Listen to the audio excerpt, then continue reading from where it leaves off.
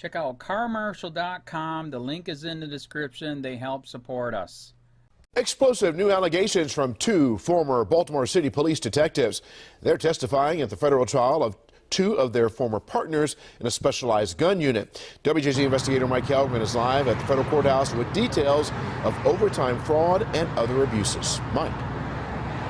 And Vic, according to that testimony, overtime abuse was widespread throughout the department. We're talking about a unit led by a sergeant who did whatever he wanted, sold drugs, others sold guns. As one former detective said, we did whatever we wanted. Disgraced former Baltimore City Police Detective Evadio Hendricks described the out-of-control behavior of his gun unit, operating like they were in the Wild West on the streets of Baltimore, conducting searches without warrants, falsifying police reports, and keeping replica guns to plant on people in case they fought back. Another disgraced former detective, Jamel Rayam, admitted officers would sell guns back onto the streets. The testimony comes in the second week of the trial of Detectives Marcus Taylor and Daniel Herschel. Prosecutors have described stunning abuses of power.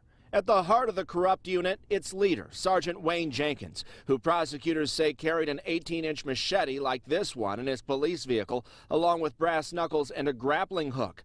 Former Detective Hendricks told jurors his reaction to seeing the items, Sergeant Jenkins, is crazy.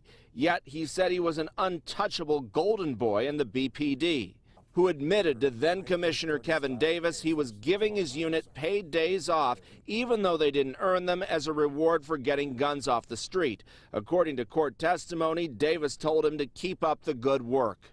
Detective Herschel more than doubled his salary with overtime, earning nearly as much as the mayor in 2015. And the officers were pocketing the money they stole from people. Rayam testified about how he gave a relative his police vest, who used it to commit a robbery. They split 12 grand. And Detective Herschel was accused on the stand of taking a month off to fix up his house, but while remaining on the clock and getting paid the entire time. Reporting live at the federal courthouse, Mike Helgren, WJZ. Mike, thank you. Detective Herschel's lawyer argues his client should only be charged with theft and not with any crimes of violence. Former BPD Detective Jamel Rayam, who pleaded guilty in the case, remains on the witness stand. He got emotional this morning when describing how the unit participated in a police chase, and the person they were chasing got in a very bad accident, and they never stopped to render any aid. He said it could have been my mother, it could have been my father. He said it just got to be too much, that they were doing wrong, but it just got to be worse and worse. And he described the head of this unit, Sergeant Jenkins, as being overly aggressive in his policing tactics. Now, it seems, or I'm getting the impression from the testimony, that perhaps the Baltimore Police Department wanted this elite gun unit to actually be a little bit rogue, because some of the people they put on it were known for their aggressive tactics, and Detective Rayam, we learned, had been suspended for 2 years prior to being put on this unit because he lied to internal affairs investigators. He was involved in 3 police-involved shootings in 20 months before he joined this elite unit. He admitted to lying on the stand. He also got emotional when he was listening to a recorded phone call. The federal agents were monitoring one of the detectives in this unit, Detective Gondo, and they had put a recording device in their squad car, and he could hear some of the phone conversations. There was a child, I'm assuming that was his child, in the background, and it made him also brought him to tears because of this. So Rayam remains on the stand right now. He's undergoing questioning by defense attorneys. We'll have more later tonight on WJZ.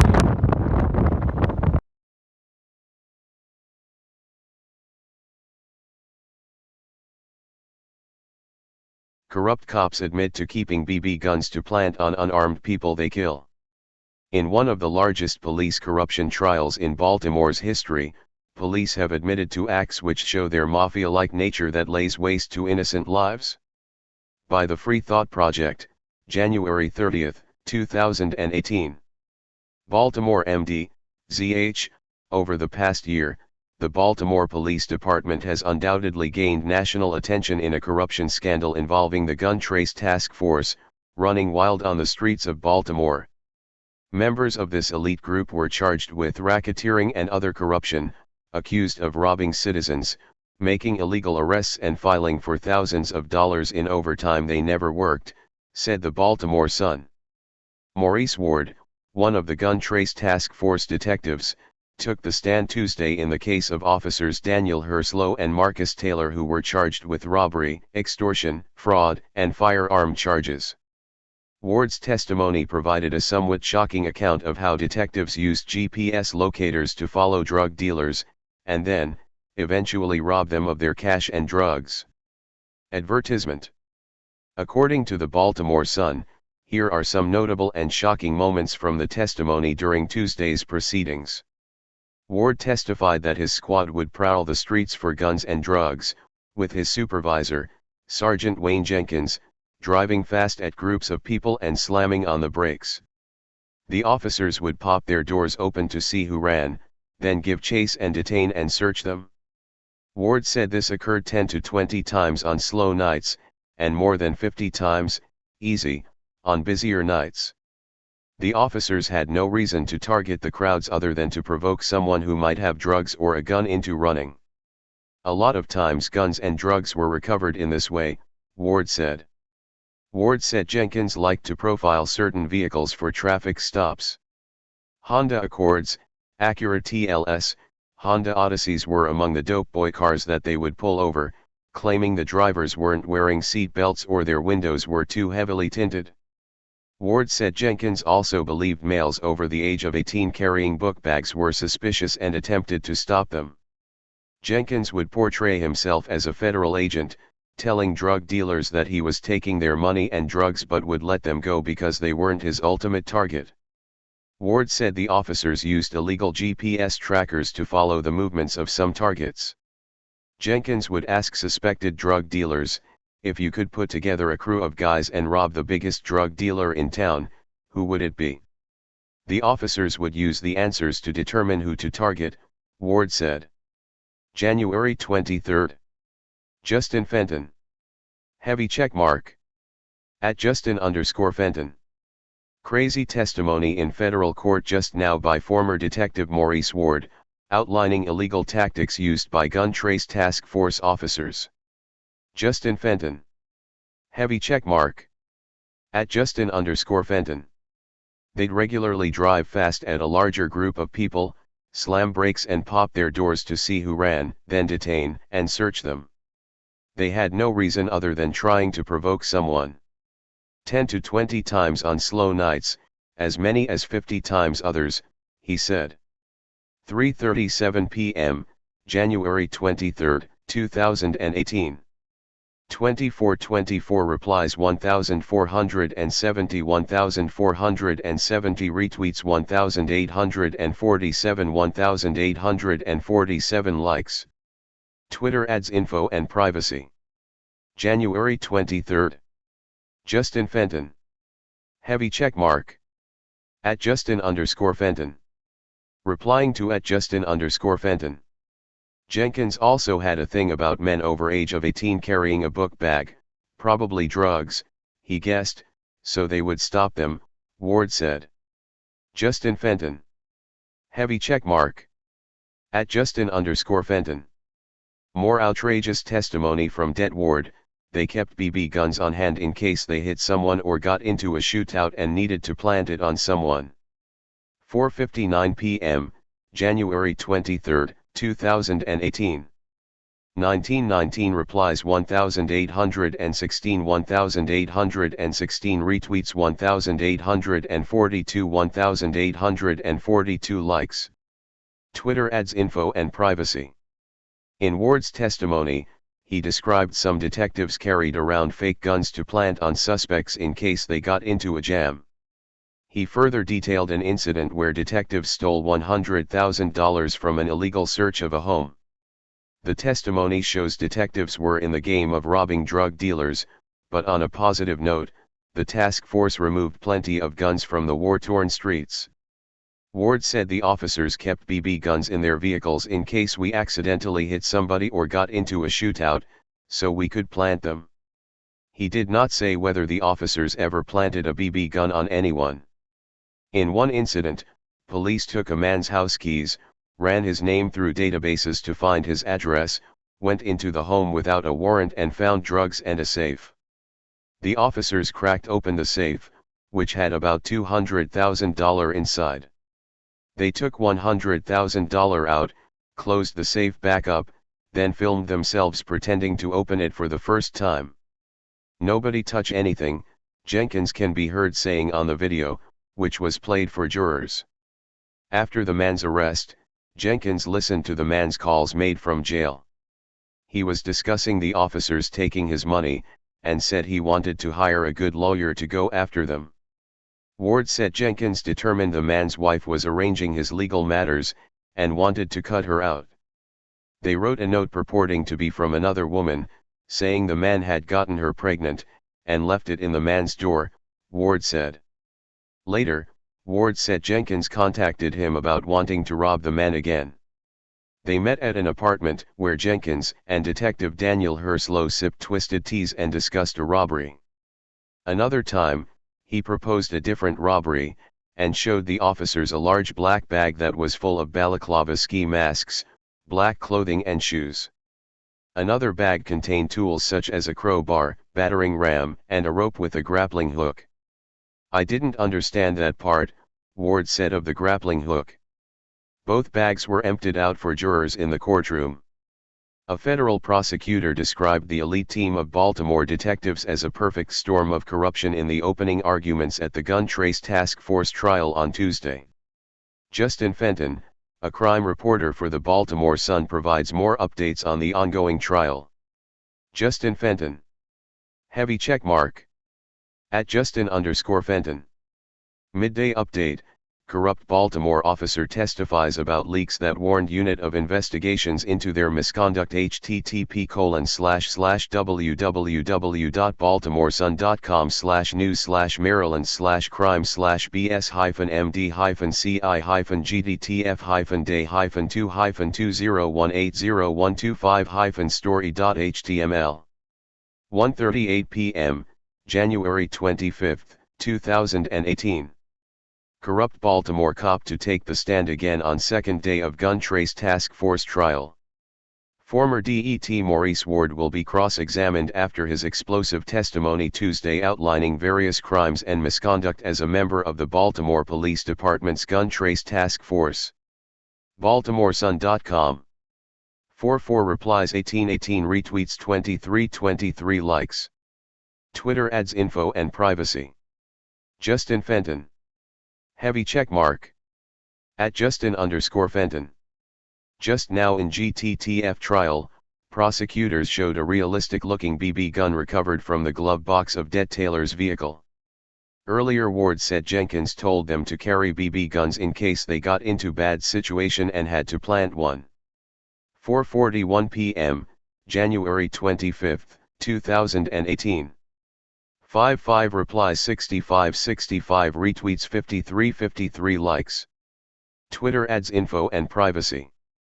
January 25. Justin Fenton. Heavy checkmark. @Justin_Fenton.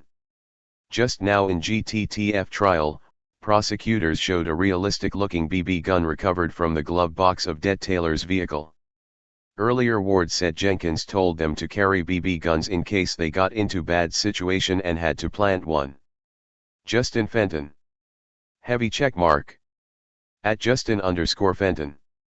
An FBI Public Corruption Task Force officer also said they seized a badge from Taylor that had someone else's badge number, the task force officers.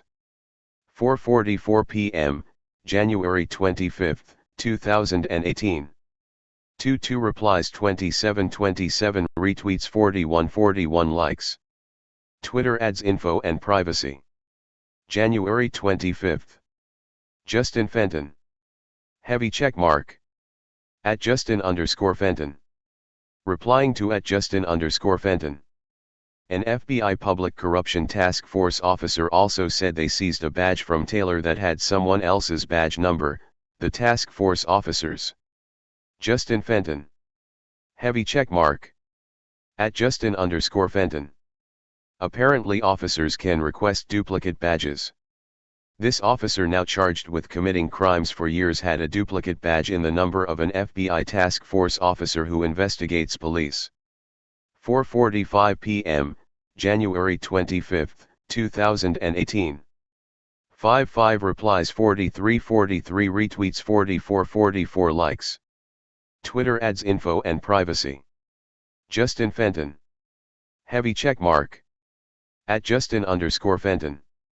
Filed for print. Former drug dealer testifies he called Internal Affairs after at Baltimore police raided his home and took $24,000 but said they only seized $7,650.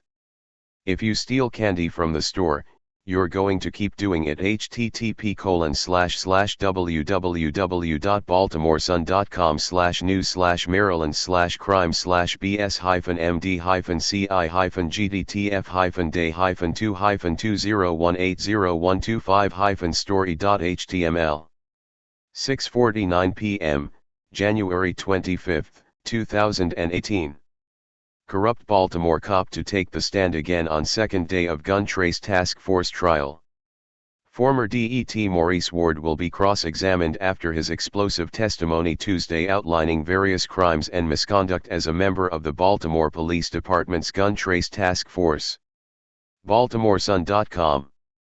44 replies, 65 retweets, 64 likes.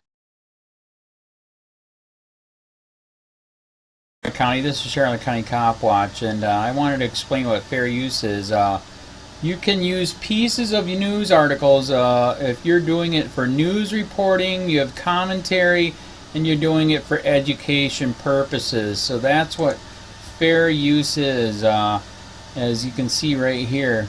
Another reason why I wanted to make this video is to let you know I just joined with Patreon. A nice thing with Patreon, I make no money on YouTube. They took the money away years ago, and so this is another way to give, and it's a nice thing too because you can give monthly. You can give $1, $5, $10, whatever. I do 4 to 5 hours a day on trying to wake the sheeple up on how corrupt it is and different ways that you can fight the corruption. So Patreon is a way that you can do it, and then of course the old way is still there. Donate to Sheriff County Cop Watch with PayPal or credit card. So keep that in mind. 4 to 5 hours a day. I make no money, but the corruption happened to me and I'm sick of it, so I'm trying to wake people up. But my wife would love it if if we could get some help out there. There's 47,000 subscribers. Just think if each one of you subscribers just gave let's say actually yes, $1 a month. 47,000 subscribers gave $1 a month. That would be awesome. That's not going to happen. But anyways, that would be great if it did happen. But do the math in your head. Just think about it. Like I said, 4 to 5 hours a day. I get no money from YouTube. YouTube has gone nuts. You can't do anything anymore. They're taking the money away everywhere. So these are a couple different ways that you can still help out with all this time that I put in. And as you know, I'm in a special situation where at least I can do it. 4 to 5 hours a day. We have a cleaning company during the day. That's what allows me to do this, and we're debt free. So this is my hobby. I don't go fishing and all that other crap. I try to save the world. So help me out to make the wife happy, man. In fact, if you guys did give $1 a day, and there was 47,000 of you, and you did it, and each of you gave $1, and that was every month, oh my God, yes, I could quit. I could start suing them. Another idea too that we have is if I got some funds, we could actually contact everyone that has been ticketed and or arrested and put in jail and start sending them postcards to let them know we're here, and to see if everything went all right, and if it didn't, find out their story. So we could even do more investigations and more lawsuits. Lawsuits take money. So just think about that. You know, 47,000 of you so far right now. You know, $1 a day. I mean, $1 a month on Patreon, or $5 a month Patreon, 10, 20, whatever. Just do the math in your head. Help out. This is a lot of work every single day. Thanks.